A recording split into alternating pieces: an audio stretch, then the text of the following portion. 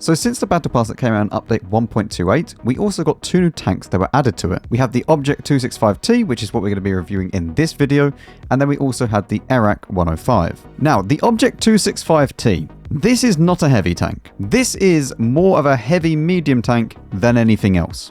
And it would actually be better suited to be in the medium tank role or the medium tank flank area than it would be the heavy tank area. There may be people that tell you that this thing has armor. I am here to tell you it does not have armor.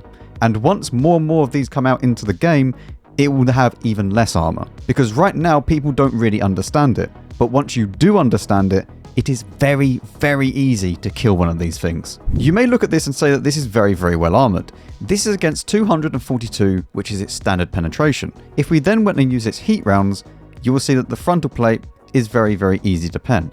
But then you also need to take into consideration that you are lower profile. So when you are lower profile, that means a lot of people are going to be taller than you. And when that happens, it then becomes even easier to pen. And also, even with AP, you only need about 216 pen. With that being said, there are times when you're not going to be below people and you might be above people. And then the upper plate does become very, very strong. However, this then opens up the second weak spot of this vehicle.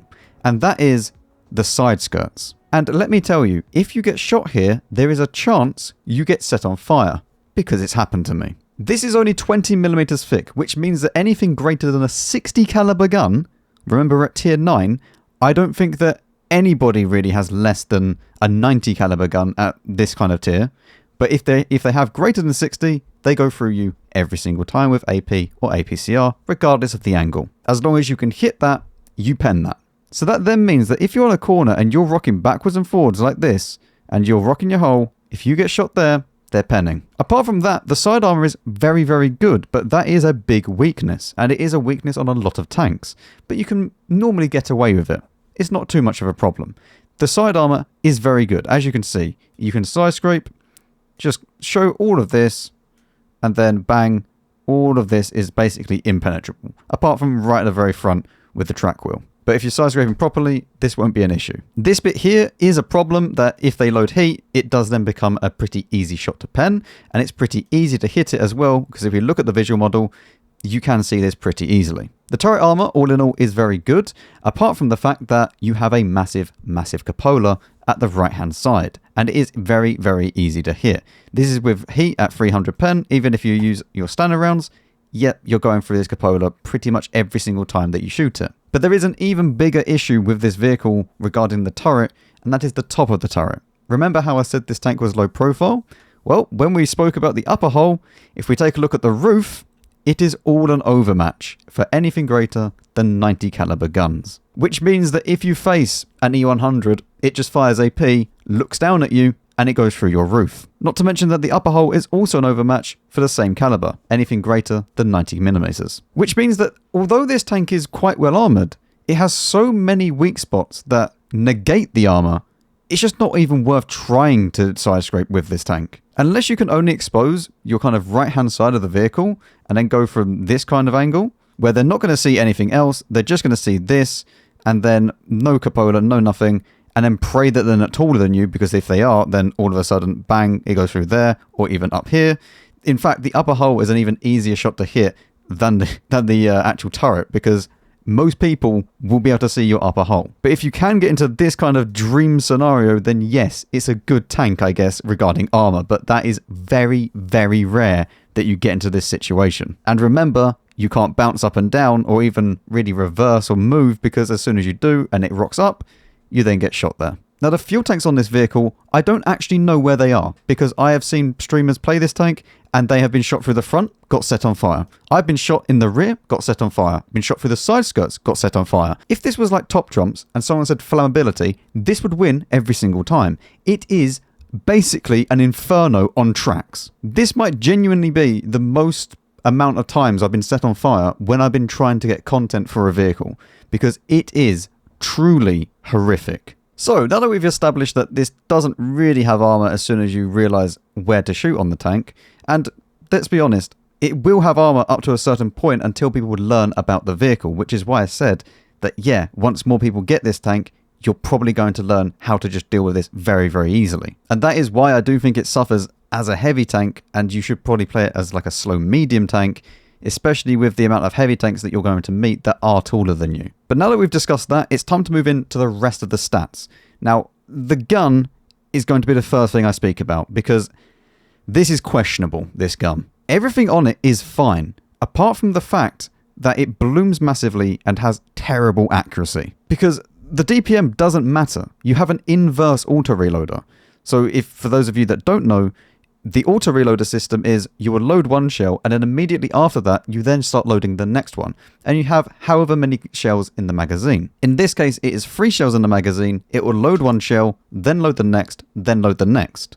Usually, the first shell that you load is the longest, and then it gets shorter and shorter, and then you play off that last shell. But with this one, it is the inverse.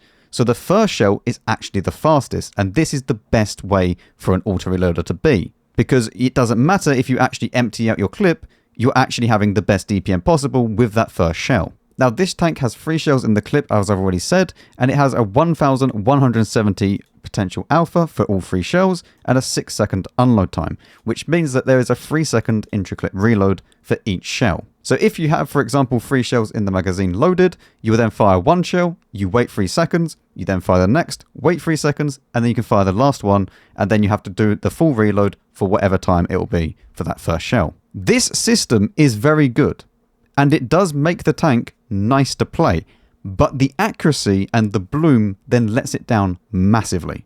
And this has not been fully released yet. These could change, and if they do change, I will then update it in a pinned comment. But currently, this is horrible, horrible bloom levels. You have 0.24 for the moving, the tank traverse, and the turret traverse is 0.15. These are not nice stats. Even if you go ahead and put bounty stab on this, it's okay, but it's still not great. And yes, I 100% do recommend a stab, but we'll move into equipment a bit later on. Moving into the mobility, this is both good and bad. You go at 40 kilometers an hour with 14 in reverse. You do have 14 horsepower per ton, which is very, very nice.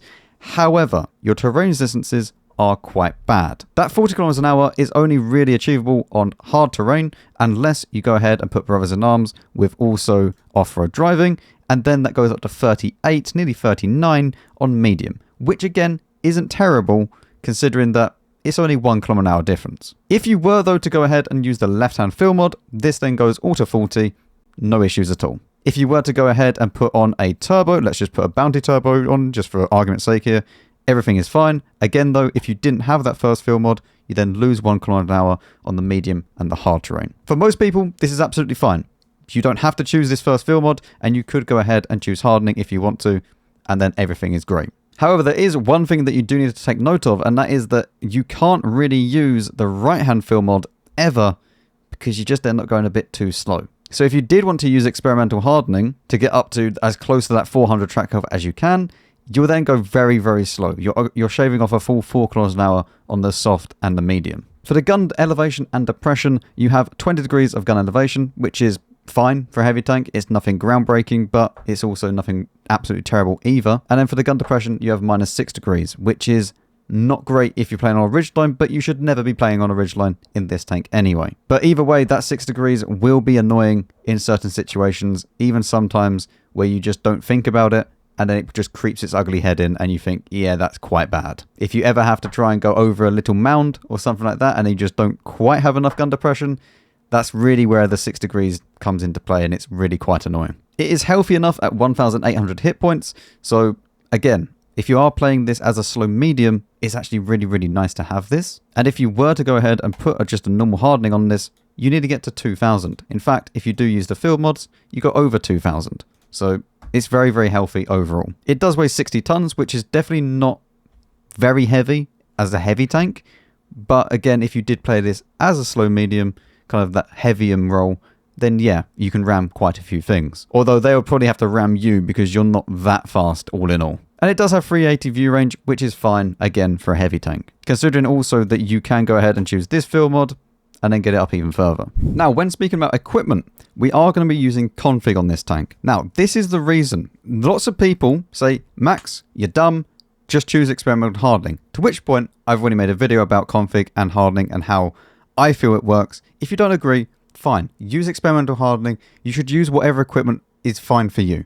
But for me, the amount of times this gets set on fire, and I don't want to keep demounting experimental hardening, especially on this vehicle, I don't think it makes any sense. Not to mention, I want to use the left-hand fill mod to try and get that terrain resistances up as high as I can, and config, at least then I don't have to worry about the track health. It's going to get tracked in one shot regardless. So for me, config will be a must. This thing absolutely adores getting set on fire, as I've already mentioned. For the next kind of mandatory equipment choice, stab, because yes, we already mentioned about the bloom. We need to get that down as much as we can. And if you don't use stab on this thing, I really don't know what you're doing, because you're not going to have a fun time. Now, the last piece of equipment, however, is kind of down to you and what you feel you would like. You could, for instance, pick vents. That is a very valid choice. You could also pick a turbo. Again, a very valid choice. If you wanted to really choose IAU, like Godpack, then sure, maybe you could choose that as well. But it's really down to you and what you would like. For me personally, I'm going to use a turbo simply because I do play it more as a heavy medium rather than a heavy tank. And for the alternative setup, it is just a Prokhorovka build, which if you've watched any of my other videos, you'll know that we just put optics, vents, and then stab. We're just going to sit in the middle, we get farmed by artillery, and then we hope that we get some spotting along the way. You could maybe even ditch the stab in this kind of build for the config, if you still want to keep that, because you're not going to be moving. You are going to be sitting still in the middle of the map for most of the time, so maybe stab is not so useful for that map in particular. But for me personally, I'll still keep with the stab for this build. Now, when discussing the crew skills, I'm kind of debating whether or not I want to include these in reviews now. I will include this for the 265, so this video, and also the Iraq. But let me know in the comments if you just want a video that's dedicated to tank classes and the crew skills that associate with them, because most of them are just the same across the board, especially now that we have the new crew 2.0, where a lot of the perks are more just personal preference than anything else. But in this video, I'll go through them. And before we do go into a more deep dive of why I've picked everything, this is not in the order that I would train them. Obviously, I'm on my press account. I will choose all of the perks and then just to show you which ones I would choose. But these are not the order that I would train them in. You should train these in whichever order you feel is the most valuable to you. First of all, we obviously have Brothers in Arms, Repairs, and Recon, which are kind of mandatory for nearly every tank in the game, especially heavy tanks in particular. We then have Recon, which is mandatory for basically every crew in the game, so you always pick this. But then we have Emergency, Practicality, and Coordination. Now, these are the three that are kind of down to personal preference, and you just pick the one that you would like, because there are a lot in here that you could choose from. Although I don't really see anybody choosing sound detection anytime soon. But definitely Mentor is an option for you if you would like it. And I do enjoy this quite a bit, especially with the extra crew XP that you gain to level up your crew a little bit faster. So if you are grinding out a crew, Mentor is actually kind of a good option to pick as one of the first. This perk also works towards crew books as well. So a lot of people don't realize this, but if you choose this, you're basically 20% faster at gaining crew XP towards the crew books. However, for this tank in particular, I don't feel like it really helps you out too much,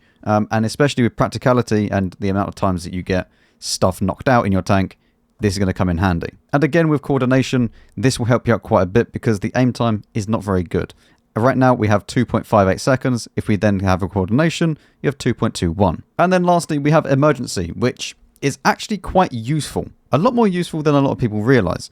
This basically gives you a free vents on your tank as soon as you get shot for 15 seconds, which can be very, very nice, especially if your reload time is below 15 seconds. As soon as you get shot, you're then reloading faster for 15 seconds. So this is actually very, very useful. It also then affects practicality as well, so you would shave off some of that time to get your medkit back or repair kit back. For the bonus perks, they are the radio operator.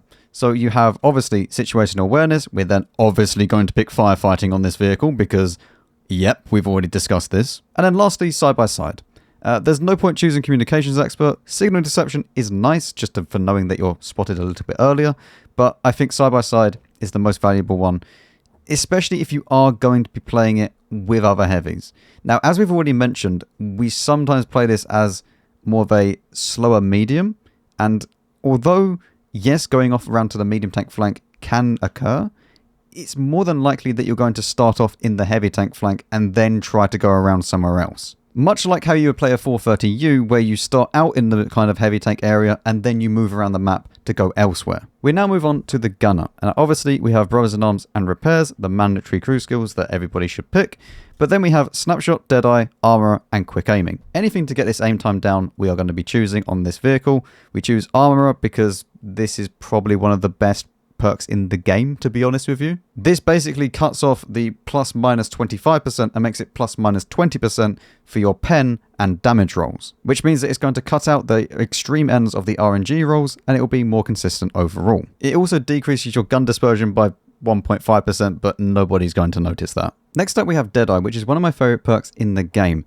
This increases the chance of critically damaging a module by 3%, and if you know where to aim, you are more than likely going to critically damage that module. Now, if you have Brothers in Arms and Vents, this then increases that 3% to just over 4% as well, which is very, very nice. If you aim for engines, fuel tanks, ammo racks, the chances are you're going to crit them, and then the next shot after that has a very high chance of either detonating or setting them on fire. Next up, we have Snapshot. Now, this is not necessary on every single tank. However, this does have a bad turret traverse dispersion, so we are going to put this on here. Even with Stab, this is still kind of a necessity. There are some tanks that already have very, very good bloom levels, and you can forgo this and choose something else, but for this vehicle, we're not. Next up, the driver. Brothers in Arms, Repairs. Now we have Off-Road Driving, Engineering, Controlled Impact, and Clutch Braking.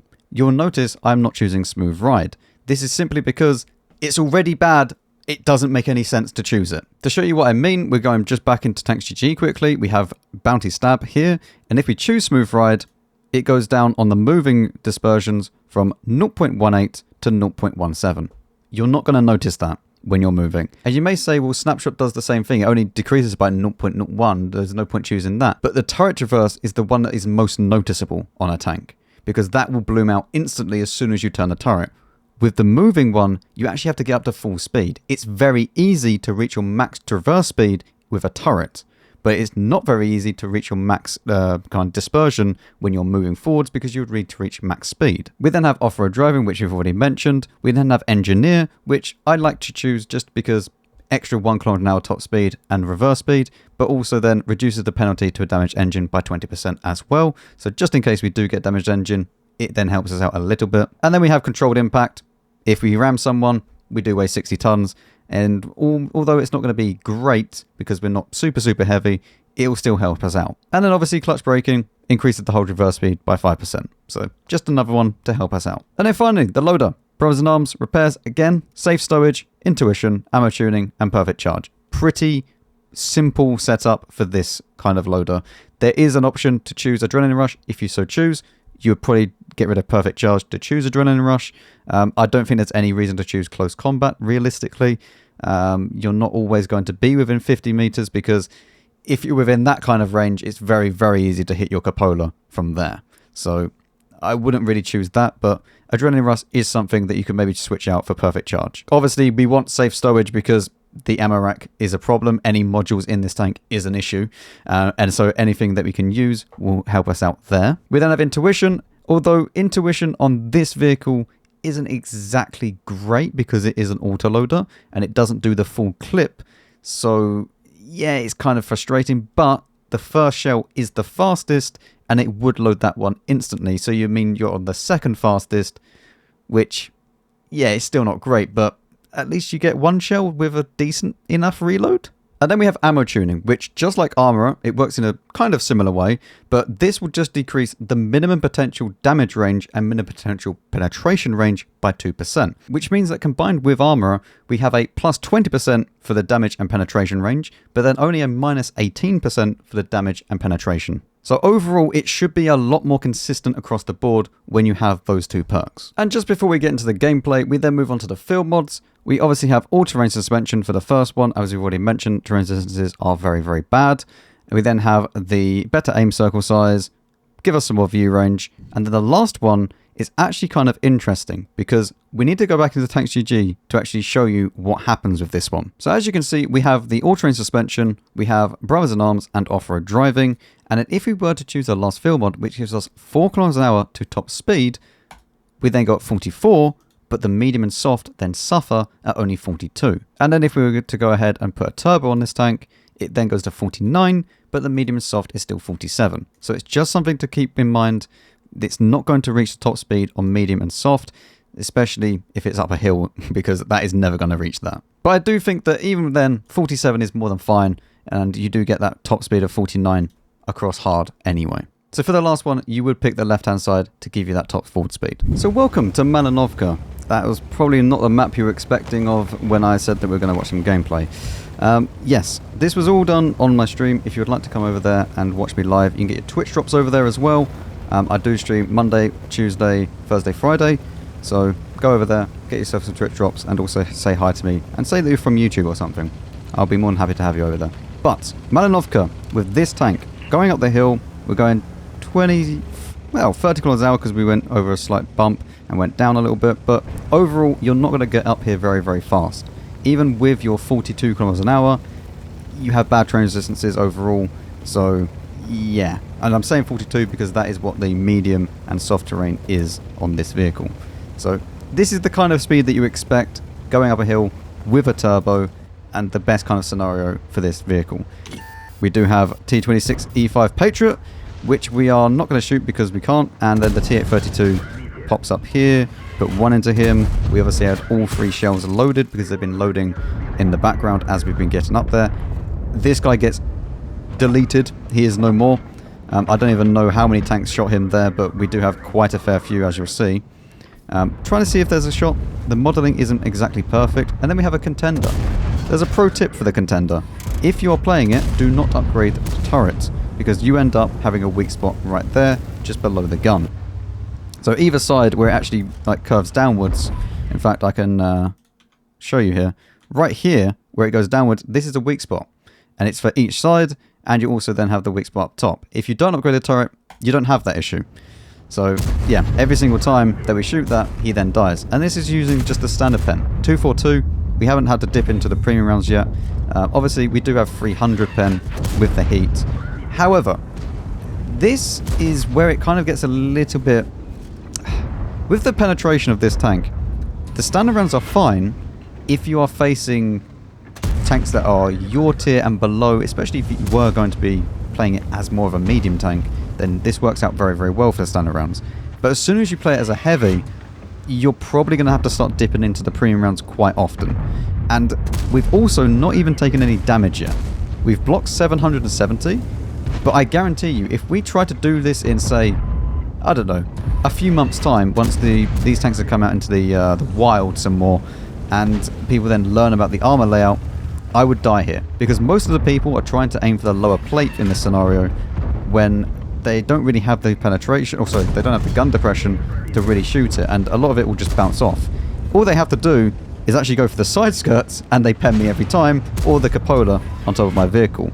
We're going to go over a little bit. We do take some damage. In fact, where does he shoot me? The lower plate. So they're kind of waiting for when I go on an overpeak to be able to shoot. And if they just knew about the tank, they would then not have any issues. So yes, we've done very, very well, and the gun has actually behaved reasonably well this game. But do you want to know how many games I played to actually get this game? 23 games before I got a half-decent game to show you. Like, even though that... This thing is, with this tank, there are times where the gun works well and it just farms everything. But they're not good enough games to try to show you on YouTube about the whole package of the gun. So like, I could show you a game that was 4.8k on a loss, but it doesn't really show you anything. Whereas with this game, it kind of shows you everything. Like, you know, I'm trying to side scrape, trying to angle, people are still penning me here, there and everywhere. But they're also then ricocheting because they don't know about the vehicle. And this is the biggest factor about this tank. If you meet someone that's inexperienced, you can do usually quite well. If you don't have someone that's inexperienced and they know about the vehicle, you're probably going to die very quickly. And let's hope that they do actually buff the bloom, because, yeah, this gun sometimes really is just horrible. But then other times it works perfectly. It doesn't make sense. And I feel like the biggest issue with this tank is not the gun, not the armor. It's actually the price.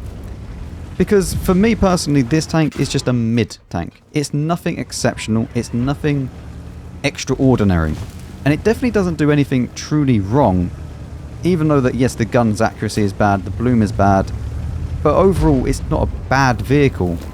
But the price, and it's 28 tokens, I don't feel justifies this vehicle. Considering you could get yourself a Cobra, and they also then recently buffed the Kampfpanzer 07 Project HK, which again is 28 tokens. I think the Project HK is probably a better tank for most people than this, even with its very funky siege mode mechanic, etc. That I just don't see the point of why anyone would buy this tank. If eventually it then goes down in price, then maybe, but for 28 tokens this seems very, very steep for what it is. And who knows, as I said, this may change the stats wise because this isn't released yet. You can't actually buy this tank yet. You would have to wait until this season of the Battle Pass is over, wait until the next one starts, and then you can go and buy this thing. So maybe the stats will change, and I will put it in the pinned comment if they do. But in the current state, I don't really see... It just doesn't feel like a tank that's worth 28 tokens. And considering that you have to spend quite a while to get 28 tokens, I don't see it. So at the end of that game, 4,000 damage, we blocked 1.5k, which is a miracle in this vehicle. It's only a second class badge. Overall, yes, we've done very well in comparison to the team and the enemy team, but it just felt like it's been such a struggle to even get good games in this tank. And for full transparency, because, I mean, I don't really care, like, I played extremely bad in this vehicle in comparison to what I usually do. And I think that shows how bad the tank actually is at trying to be a heavy tank. It wasn't until I kind of ditched the idea that it even was a heavy tank and played it more as a flexible medium tank or flexible heavy tank where it can go and be like a 430U style vehicle that I then started having better games. Because as an actual heavy tank, you don't have armor. I averaged 2,500 damage, and for me, that is pathetic in a tier 9 heavy tank. Usually I'll average 3 to 3,500 for a tier 9 heavy. And yes, I am well aware that there are people that will do more than me, and that is fine as well. But that just shows that it really isn't very good as a heavy tank. Just for a comparison, the only other tank that I have a few games on this is the Conceiver, and that was 2.4, so nearly 2.5. I'm nearly averaging the same in the Conceiver as I am in the 265T, but the 265T is a tier above. And not only is the 2.5k bad, the fact is that I've only had a 4,800 damage game as my highest is also quite worrying, because that means that it's pretty consistently getting quite low damage games. And for a heavy tank, this should be more. So overall on the Object 265T, is it the worst tank in existence? No. Is it a good tank? No. Should you get it for 28 tokens? No. It's not that the tank is horrible, it's that the price is bad. And the problem is the bloom, but also the fact that it's just not really a heavy tank. This is a medium tank in a heavy tank skin. Thank you very much for watching, and I'll see you all in the next one.